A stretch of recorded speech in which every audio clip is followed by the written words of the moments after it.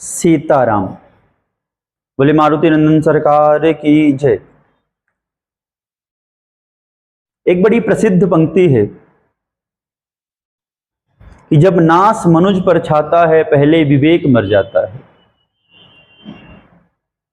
ये बिल्कुल सत्य है कि जब किसी के नाश का समय आता है तो उसका ज्ञान नष्ट हो जाता है और वो सनातन की निंदा करना चालू करता है, हमारे भगवान राम की, कृष्ण की, हनुमान जी महाराज की, देवी देवताओं की, या फिर संपूर्ण सनातन धर्म की निंदा करता है। ऐसे ही आज एक अखबार में हमने कटिंग पढ़ी, एक मूर्ख कमल हसन नाम का कोई व्यक्ति है जो अभिनेता के रूप में जाना जाता है। उस मूर्ख ने कहीं पर कहा है कि सनातन को खत्म कर देना है, इसे खत्म कर देना चाहिए। उन्हें यह पता होना चाहिए कि सनातन कोई पंथ नहीं है, सनातन कोई मजहब नहीं है जिसे खत्म कर दिया जाए। सनातन एक जीवन जीने की पद्धति है। जब संसार था तब भी है, जब संसार नहीं था तब भी सनातन था, और जब संसार नहीं रहेगा तब भी सनातन रहेगा। अब किस सनातन को खत्म करने की बात करते हैं? उस सनातन को जिसने बुद्ध को जन्म दिया, जिसने कबीर को विचार दिए, जिसने महावीर स्वामी को अहिंसा का पाठ पढ़ाया, अहिंसा का विचार दिया, जिसने गुरु नानक देव जी को नई दिशा प्रदान की,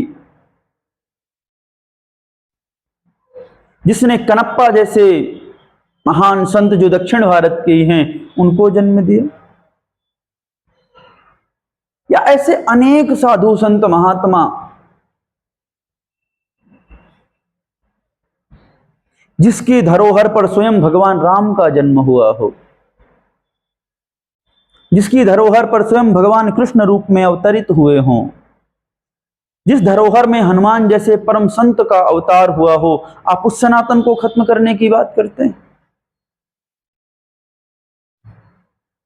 जो सनातन निरंतर सर्वे भवन्तु सुखिनः सर्वे सन्तु निरामय इसका पाठ पढ़ाता है, संसार के कल्याण की कामना सोचता है,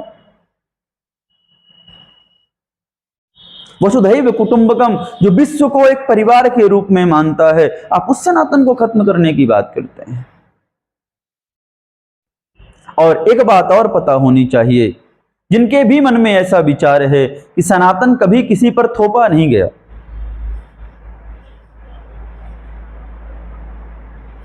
उसे खत्म करने की बात करना अज्ञानता है, अहंकार का प्रतीक है। और यह भी पता होना चाहिए कि सनातन वह आग है जो संसार को प्रकाशित भी करता है, अंधकार से दूर भी ले जाता है, अंधकार को नष्ट भी करता है। किंतु अगर कोई ज्यादा ही